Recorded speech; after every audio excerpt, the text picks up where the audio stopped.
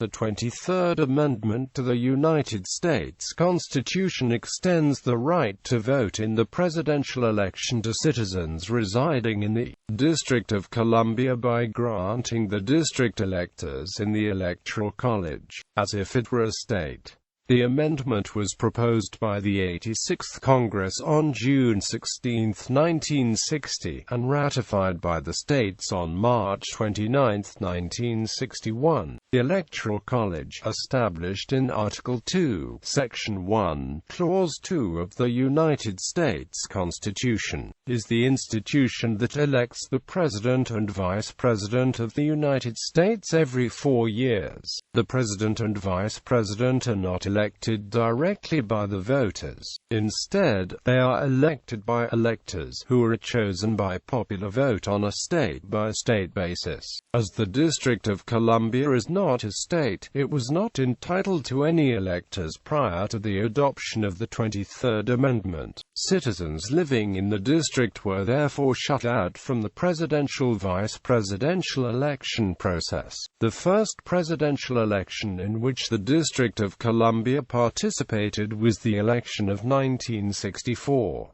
This amendment mentions the 12th Amendment to the United States Constitution when it mentions how the district's electors should perform duties provided by said amendment. According to the terms of the amendment, the district is allocated as many electors as it would have if it were a state, but no more electors than the least populous state. Thus, the district cannot have more than 3 electors. Even if it were a state, the district's population would entitle it to only 3 electors. Since the passage of this amendment, the district's electoral votes that have been cast were for the Democratic Party's presidential and vice presidential candidates in every election. Text. Section 1. The district constituting the seat of government of the United States shall appoint in such manner as the Congress may direct a number of electors of President and Vice President equal to the whole number of senators and representatives in Congress to which the district would be entitled if it were a state, but in no event more than the least populous state. They shall be in addition to those appointed by the states, but they shall be considered, for the purposes of the election of President and Vice President, to be electors appointed by a state, and they shall meet in the district and perform such duties as provided by the 12th Article of Amendment. Section 2. The Congress shall have power to enforce this article by appropriate legislation. Background. The United States Constitution's rules for the composition of the House of Representatives and the Senate explicitly grant seats to states, and no other entities. Similarly, electors to the Electoral College are apportioned to states, not to territories of the federal district. The main reference to the federal district is in Article 1, Section 8 of the Constitution, which gives Congress the power to exercise exclusive legislation in all cases whatsoever over such district as may, by cession of particular states, and the acceptance of Congress, become the seat of the government of the United States. Quote, in the early existence of the district, it was too small and rural to merit a hypothetical seat in the House of Representatives anyway, with fewer than 30,000 inhabitants. In 1890, a bill was introduced in Congress to grant Washington, D.C. voting rights in presidential elections, but it did not proceed forward. Theodore W. Noyes, a writer of the Washington Evening Star, published a number of stories in support of D.C. voting rights. Noyes also helped found the Citizens Joint Committee on National Representation for the District of Columbia, a citizens group which lobbied Congress to pass an amendment expanding D.C. voting rights. Noyes died in 1946, but the Citizens Joint Committee party continued onward, and the issue of district voting rights began to be seen as similar to the civil rights movement. A split developed between advocates for greater power for the district after World War II. The Evening Star, continuing in the noise mold, supported D.C. representation in Congress and the Electoral College, but opposed Home Rule. The Washington Post, however, supported Home Rule and civil rights, but opposed full-fledged representation for the district. Additionally, while many of the people leading the push were liberal Democrats, the District of Columbia in the 1950s was fairly balanced in its potential voting impact. Democrats had only a slight edge over Republicans, although district Republicans in the 1950s were liberal by national standards. Thus, an amendment to grant the district increased voting powers was able to gain bipartisan support in a way that would have been more difficult later. Only 28% of the district was African American according to the 1940 census, and the black population was young compared to other residents, making the voting electorate even smaller due to the voting age of 21.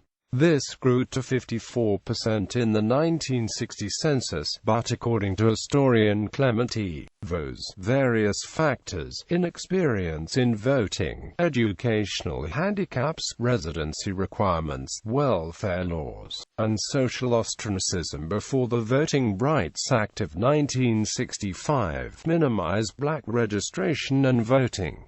Proposal and ratification. Adoption by the Congress. Senate Joint Resolution 39, which would eventually become the 23rd Amendment, was introduced in 1959 by Tennessee Democratic Senator Estes Kefauver. His proposal would provide for the emergency functioning of Congress and continuity of the legislative process by authorized governors to fill the vacancies in the House of Representatives on any date that the total number of vacancies exceeds half of the authorized membership. Quote, the governor's appointive authority would have been limited to 60 days, and the appointee would have served until a successor was elected in a special election.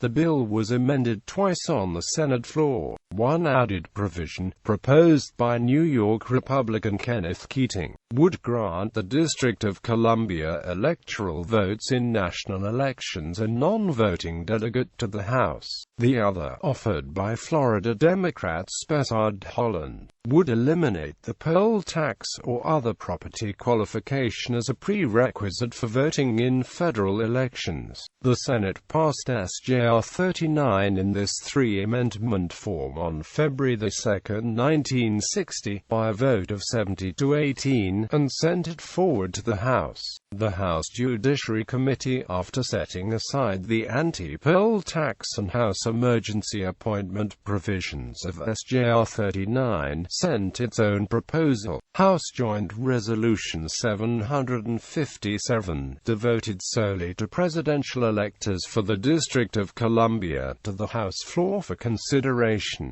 This was adopted in the House without amendment by voice vote on June 14, 1960. Then, by unanimous consent, the text of H.J.R. 757 was inserted into S.J.R. 39, the original language of which was removed. The Senate adopted the revised resolution by voice vote on June 16, 1960. Ratification by the states to become valid as part of the Constitution. The 23rd Amendment needed to be ratified by the legislatures of 3/4 of the states within 7 years from its submission to the states by Congress. President Eisenhower, along with both major party candidates in the 1960 presidential election, Vice President Richard Nixon and Senator John F. Kennedy, endorsed the proposal. Amendment supporters ran an effective ratification campaign, mobilizing persons in almost every state to press for its approval. The following states ratified the amendment: Hawaii, June 23, 1960. Massachusetts, August 22, 1960. New Jersey, December 19, 1960. New York, January 17, 1961. California, January 19, 1961. Oregon, January 27, 1961. Maryland, January 30, 1961.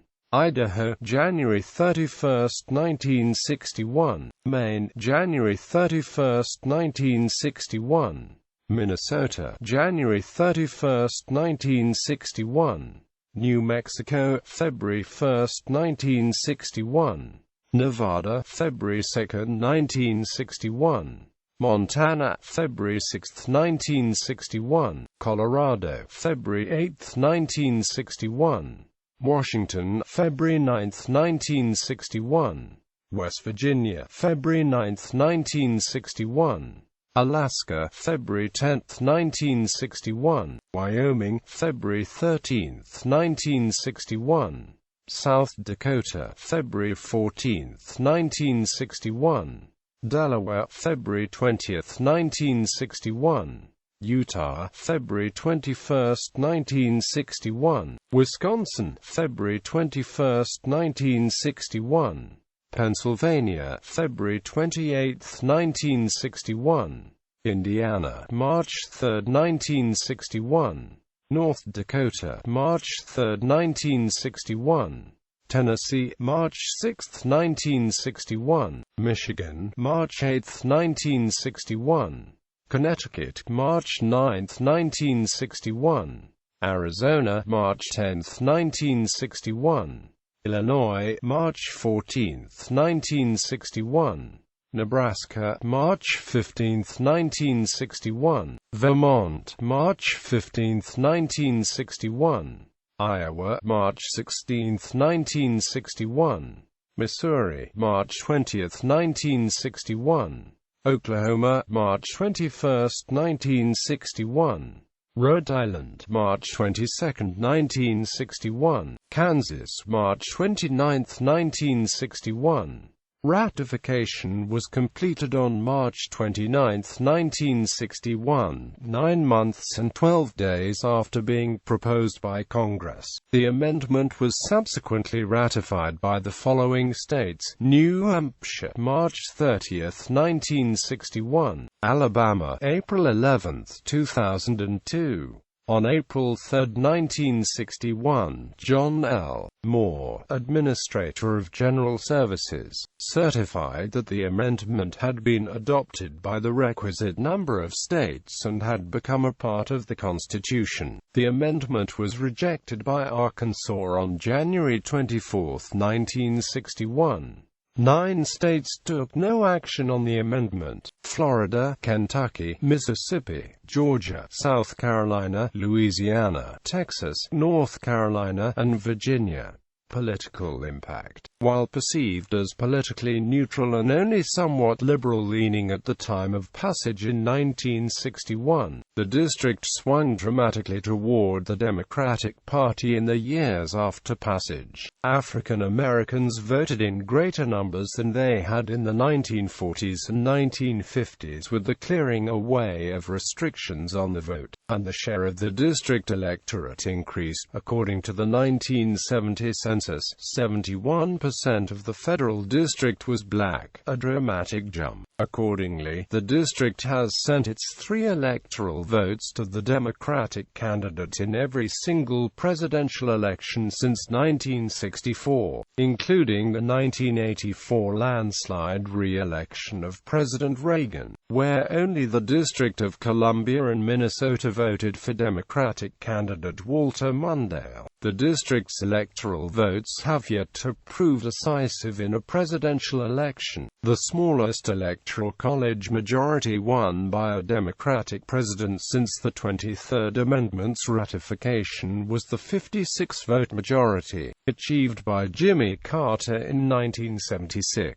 Unaddressed by the 23rd Amendment were the parallel issues of congressional representation and home rule for the district. On December 24, 1973, Congress approved the District of Columbia Home Rule Act, which established an elected office of mayor and a 13-member elected council for the district. These officials were empowered to pass laws and enact administrative policies for the district, though Congress retained veto power if they chose to intervene. On March 23, 1971, President Nixon signed the District of Columbia Delegate Act, which authorized voters in the district to elect one non-voting delegate to represent them in the House of Representatives. On August 22, 1978, Congress submitted the District of Columbia Voting Rights Amendment to the states for ratification. This sweeping proposal would have granted the District of Columbia full representation in the United States Congress as if it were a state, repealed the 23rd Amendment and granted the district full representation in the Electoral College plus participation in the process by which the Constitution is amended as if it were a state. The amendment failed to become part of the Constitution, however, as it was not ratified by the required number of states prior to its August 22,